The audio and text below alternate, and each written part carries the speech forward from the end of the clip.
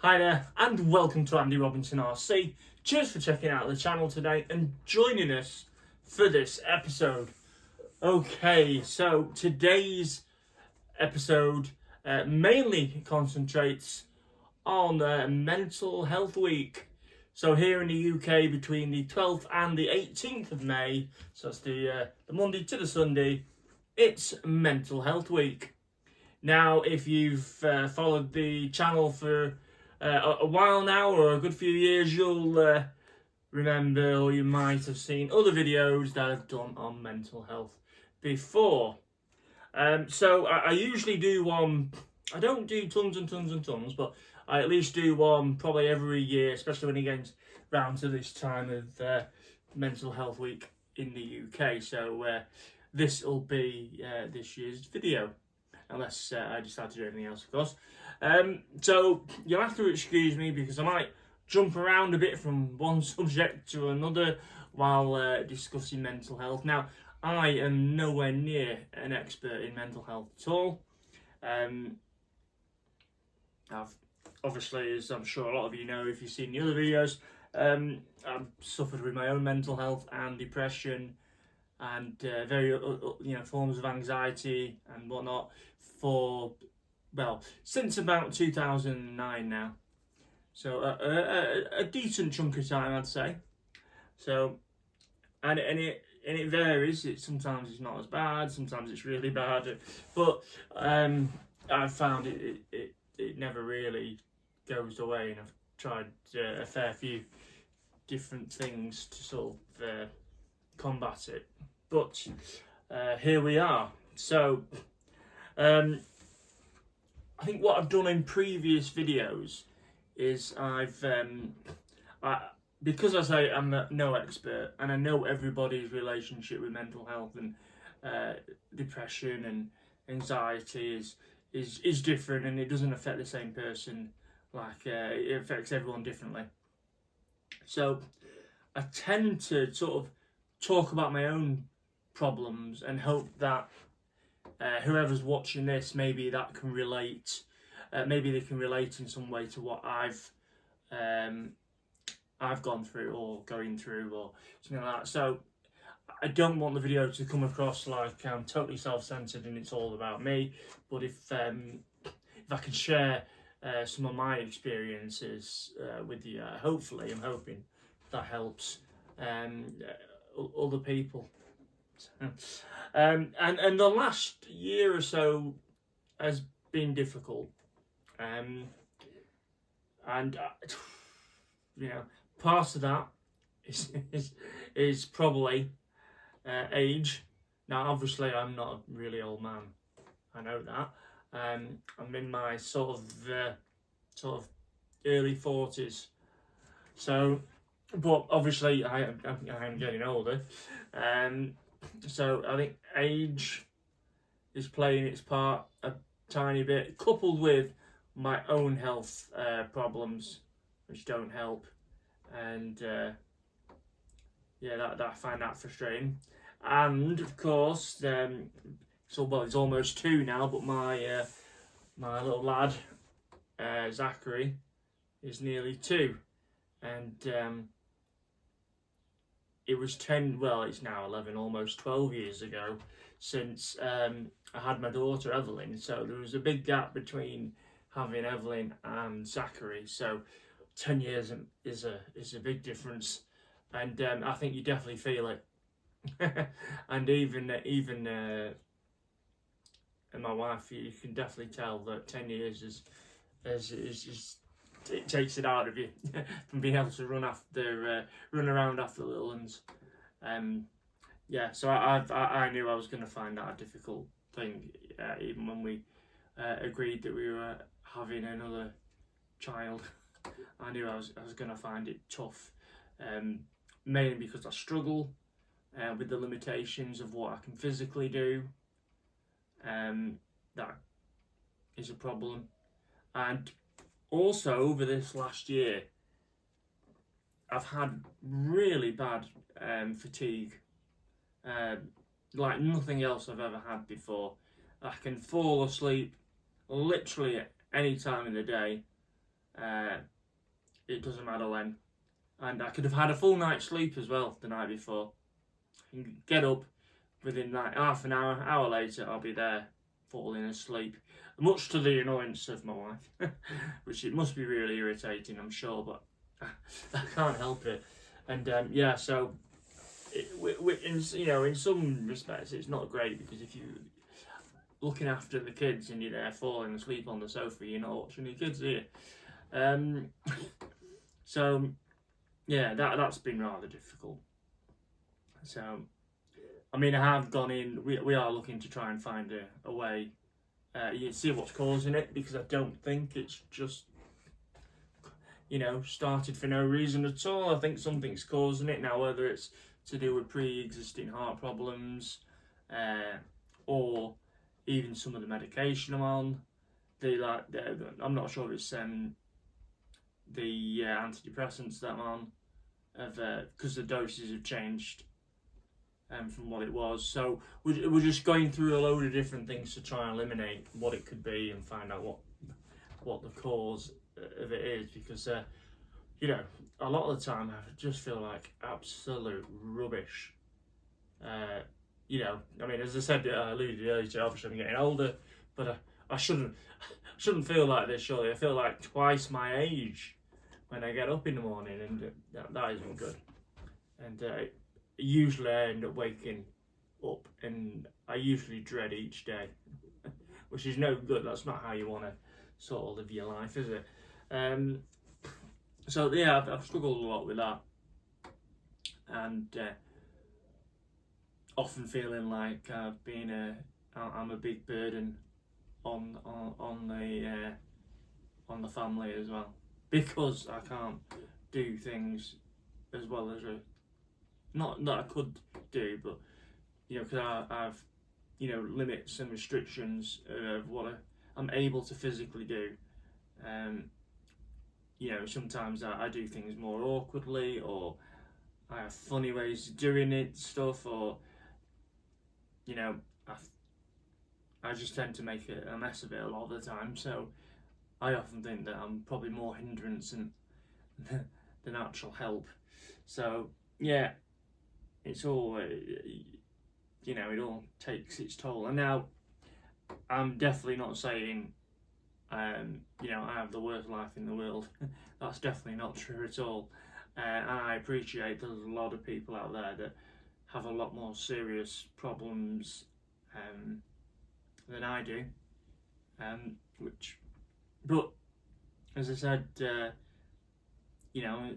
when it comes to mental health, and depression and things like that, well, it can be it can be debilitating, and it can affect you in a really bad way. And I think for some people that don't have depression, can struggle to grasp with how it actually can affect you.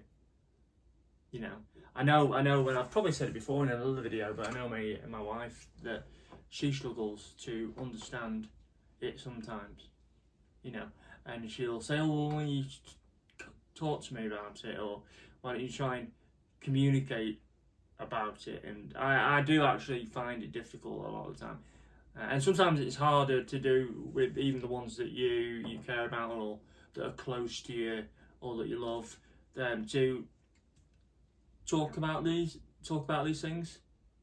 I often find it difficult. It's not that I don't talk about it. I do talk about it, but I certainly find it difficult to open up about these things with Zoe, or my wife. So yeah. Also, as well, I stopped my counselling this year, not because I wanted to, but I used to pay for private counselling, and that came to a head about 7 months ago, I think, and that probably has had an impact. And what's put me off about trying to find maybe another private counsellor is that the other counsellor I've been going to see them for about 5 or 6 years now. You build up a rapport with that person, and they sort of get to know you well. And I sort of dread a bit the fact that I'd have to start that all over again, and I'd have to go into starting at the beginning of things, you know, how things started off. Now, I don't know how it is for, you know, everyone out there, but my depression initially started off, well, I'm going to say it started off when my mum died, back in very early 2008. So I think that's what triggered it all.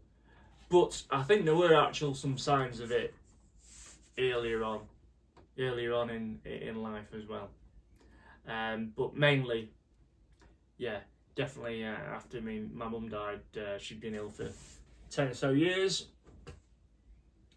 And at the time, she had ovarian cancer. And I literally, from the age of 16 onwards, I didn't know how to deal with it, so I prepared myself for the worst for 10 years. I basically expected her to sort of like just die or disappear at any time, really. So, you know, sort of trying to prepare myself that for all the time, until she did die. You know, I always expected it was going to happen.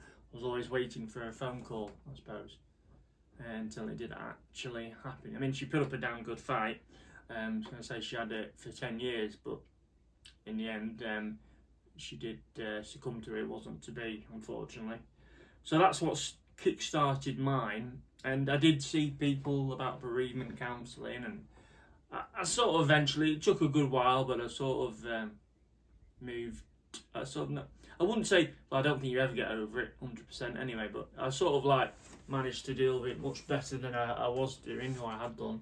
And but I still find that I'm extremely sort of, you know, lost, or something's missing, and I've never really been able to.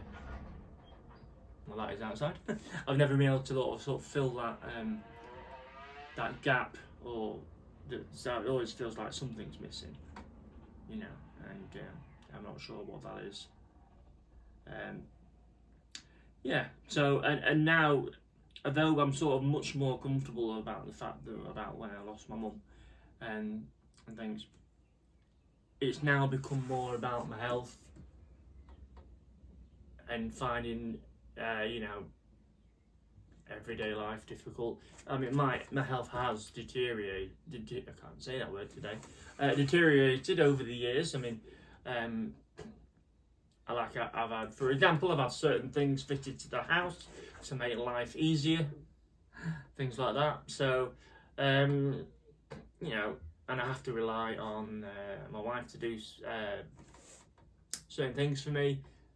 For example, yeah, wash my hair, because I have issues with my arms and the dexterity of my hands and how they work. I probably could do it, but it's damn hard work, and it shouldn't be. So, you know, my wife's very good, and she'll do things like wash my hair for me, and yeah, things like that. So, you know, I mean, I suppose we could have got someone in, really, but I don't really want someone coming in the house and doing things for me, really, unless I absolutely need it, or it got too much for Zoe or something, and then I might entertain it. But really, I don't want anyone coming in at the minute. So yeah, so how is all this affecting everything else? Well, a lot of sort of when my depression and anxiety is at its worst, it affects my motivation. It properly kills my motivation to do things, and I've always liked doing things, and trying to be involved with something. Now, obviously, as you know, I do a lot of YouTube stuff, and I have the YouTube channel. I have my RC cars, which incidentally I have 2 of them here that are fairly recent to the channel. And honestly, I'd probably even struggle more than I do if I didn't have my RC cars. In fact, I did a whole video, probably the first one I did on mental health was, I think it was called RC Cars Saved My Life. So if you haven't seen that one, I'll put that in the video description. But yeah, RC cars, you know, keep me going. I don't go out and have a job as such like my wife does. My job is to look after the children, and I'd obviously do things like YouTube to help a bit, and because I'm interested in it, and it's a hobby. And also, I did do some DJing as well. I used to DJ quite a bit, and now and again I do a bit as well, every now and again. But I used to do it quite a lot. So anyway, that's what I do. So, but going back to this RC cars, yeah, that keeps me going, and it keeps me usually looking forward to something. So even when I have these really sort of dark thoughts, if you want to call them that. Always sounds cheesy to me, or corny, but you know, when I'm in that, you're in that place where it's like, oh, you know, you can't see the light at the end of the tunnel, and everything's just grey. I always think, oh well, actually, I've got that coming in a few weeks. I want to make sure I do that. And so it sort of drags you along, and you sort of try and keep yourself going. So I am glad I do have this hobby. There are negative effects to this as well, since doing the YouTube channel. And I mean, it's been evident before, but you know, now I do it with RC cars, it's probably quite expensive. But I tend to get obsessed with things as well. And I do like to spend, but I can sometimes get myself in trouble with it. So that isn't always very good, and it has happened a few times. But you know, again, that it gives me a buzz, and I'm sure that I won't be the first one out there or the last one. You know, it's been where you spend some money just to either try and cheer yourself up, try and give you a bit of a boost. Doesn't solve your problems, and sometimes it can get you in a whole lot of trouble as well. But yeah, that's not always very good. But as I said, I probably spent more money than I would do usually if I decided not to do the YouTube channel. I would have spent a lot less, because obviously I buy stuff not only for me as a collector, but stuff for content and things I want to do. So yeah, could have found a cheaper hobby, couldn't I? So, but I used to collect. You know, I used to put all my money into my music when I was DJing, or I collected. I do to a degree, but to a lot less extent now. Like Hot Wheels and things. I love Hot Wheels and Matchbox and Dinky toys. And I used to have lots and lots and lots, but I did decide to calm that right down, especially with having an expensive hobby like RC.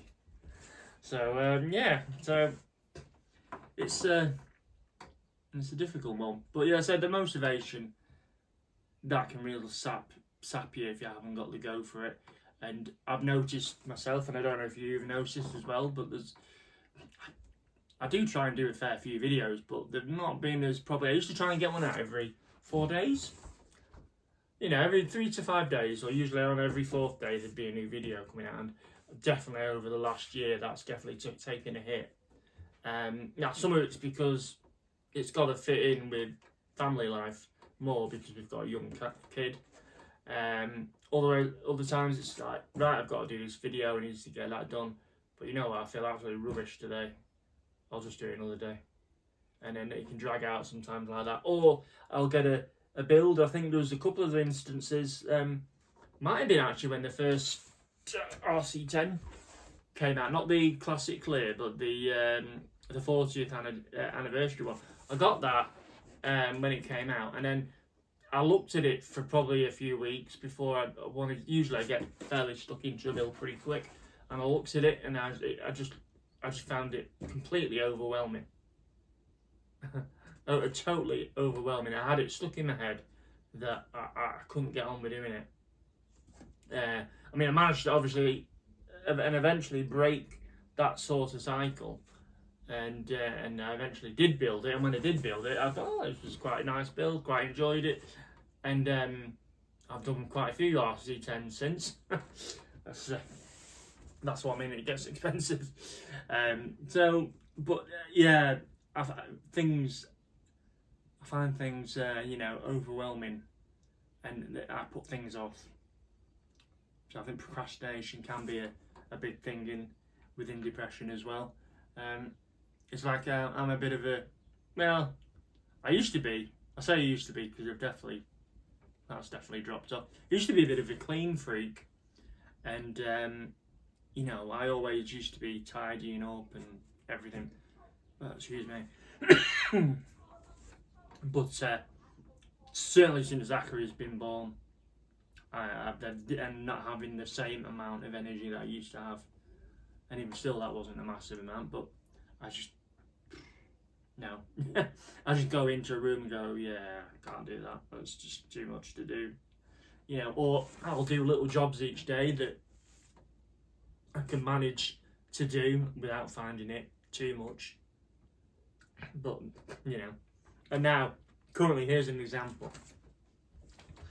Especially when the toddlers, Zachary now runs around and his toys are everywhere in the living room all day, every day. And at one point I was like tidying up, putting them away, and then they'd be out again. And then I couldn't be dealing with that after a while. And now I've moved that duty along to my daughter Evelyn as part of her chores job. So because I just find it too much to be doing it. And I say, right, you can do that job for me, and in return you'll earn some extra chore money, pocket money, call it what you will. So yeah, so there's a few things that's been going on with me. There'll probably be a ton of other things I could have mentioned that will come to me after I finish this video. I'm sure there will be. But that's how it is. So, with it being Mental Health Week in the UK, it's always good to raise awareness. But we shouldn't just be leaving it to 1 week or month in the year. We should be doing it all the time, really. Now, I can't speak for everyone else, but I do try and keep in touch with people and ask how they are. It just depends. I am a bit rubbish at that as well. I think we all can be a bit lax about it. But I do try as well to keep in touch with people and see how they're doing and whatnot. So I would say is make sure, if you haven't recently and you've got a friend or you've not spoken to in a while, and you should check in on them and say hello and just see how they're doing. They might really appreciate it.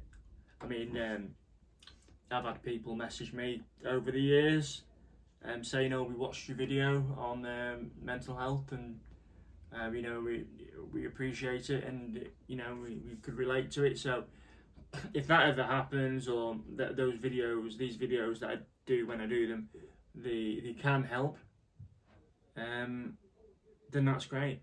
That's really good. If they help one person, then they're sort of doing the job. Now, I did actually want to mention this, and it's just come to my mind now.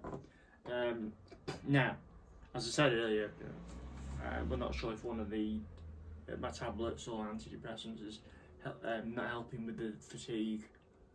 And I can't remember what I'm on now. Pretty high dosage of fluoxetine. Now, I've tried an awful lot of different ones over the years, and I've actually gone back to this one because I got into a habit of not taking my antidepressants, and when I went to try go back on them, I picked this one because it's in a liquid form and that's easier for me to take, and I didn't feel quite as numb as I did on some of the others, so that's why I'm on that one. But we're trying things again because it's not a magic cure anyway, but I never really seem to be getting anywhere with getting on top of the depression. That's the thing. So I have gone and seen a psychiatrist. Now, I've seen them before, but I'll refer to them again.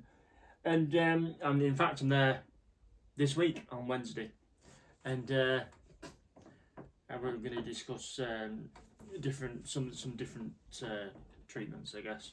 So one of them is which I didn't know they did, but it was mentioned the last time I was there, and that is they can put you on antipsychotics, which is a scary thing, isn't it, if you don't know what they are.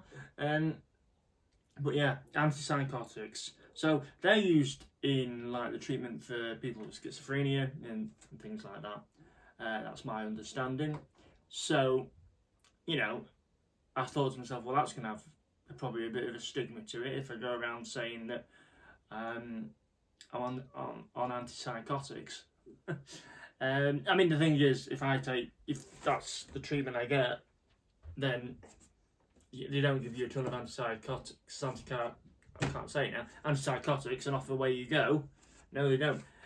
They sort of like, they'll take you off to they'll lower the dose of the antidepressant you're on, and from what I remember from what I'm saying, unless I've got it wrong, you take a low dose of an antipsychotic with a lower dose of your antidepressant, and that hopefully helps. Now, hopefully I'm getting that wrong. I'm no psychiatrist.